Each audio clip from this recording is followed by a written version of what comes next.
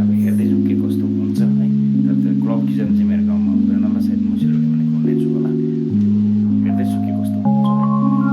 सायद मैले बनाएको टाइपको हजुरहरूले खानु भएको होला है।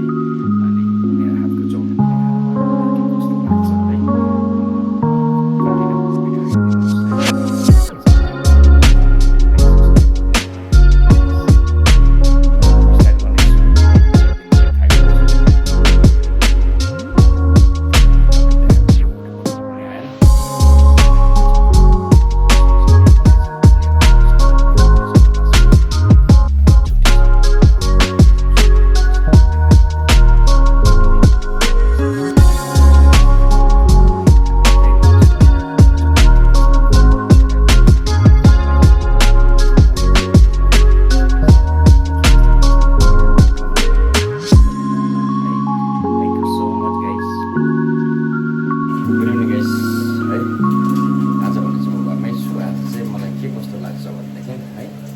हेरिदिनुहोस् है। मेरो आमा र बाबाको लागि भेज थुक्पा, किनकि थर्सडे उहाँहरूले भेज खानुहुन्छ, त्यसले गर्दाखेरि चाहिँ मैले भेजको लागि चाहिँ उहाँहरूको लागि यो चाहिँ मेरो लागि चाउमिनको लागि हुन्छ, भेज चाउमिन चिकन चाउमिन खाने हो। र त्यसको लागि चाहिँ मेरो चिकन फ्राई हुँदैछ, आमाको लागि चाहिँ भेज थुक्पा है।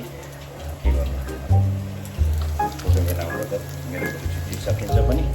अनि